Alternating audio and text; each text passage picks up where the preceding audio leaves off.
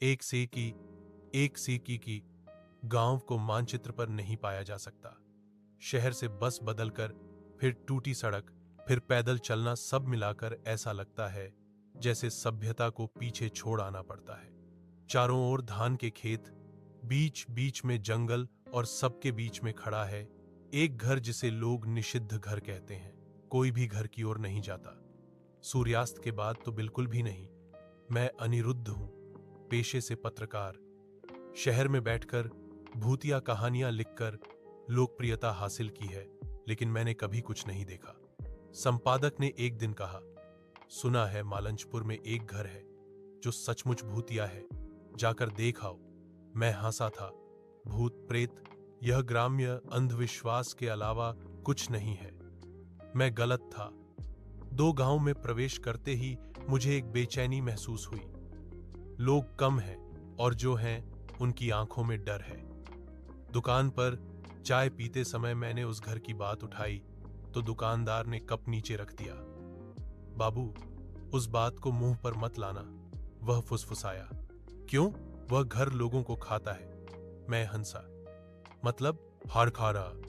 जो जाते हैं वे पहले जैसे वापस नहीं आते, एक बूढ़े आदमी ने कहा।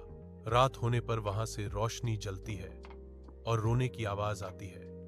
मैंने फैसला किया, मैं यही कहानी लिखूंगा।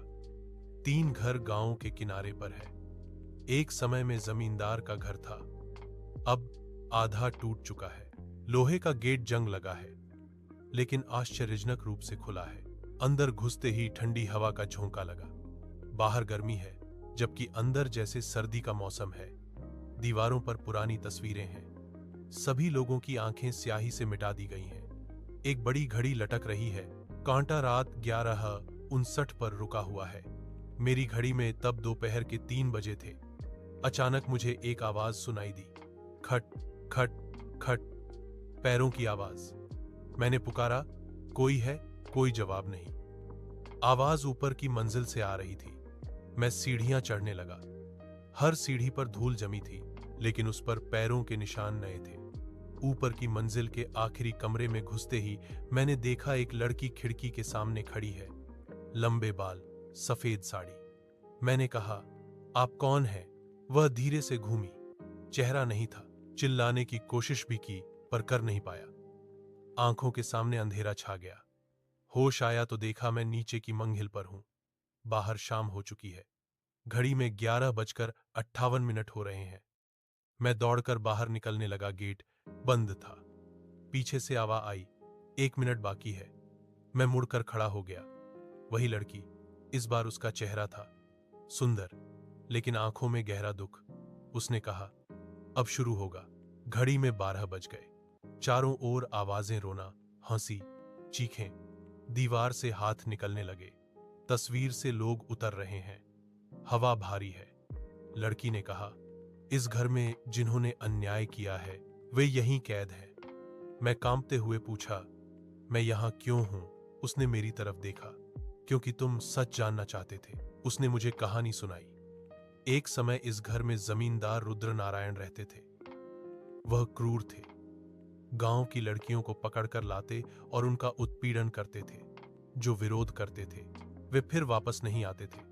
एक रात गांव के लोगों ने विद्रोह किया, घर में आग लगा दी। लेकिन जो मर जाते हैं उन्हें मुक्ति नहीं मिलती, क्योंकि अन्याय का न्याय अधूरा है। 8 हैरी ओस खामनी खामनी खामनी खामन ओ ची ओ इमिन इमिन 9 इमिन 9 इमिन 2 9 9 2 इमिन 2। मैं उठ खड़ा हुआ। मैं लौट आया हूं, लेकिन मेरी आवाज बदल गई है। 10 शहरों में लौटने पर लेखन प्रकाशित हुआ। सबने कहा, असाधारण कल्पना, लेकिन रात में मैं सो नहीं पाता, क्योंकि घड़ी में हर दिन 11:59 बजते ही मेरे घर के कोने में खड़ी रहती है सफेद साड़ी वाली लड़की।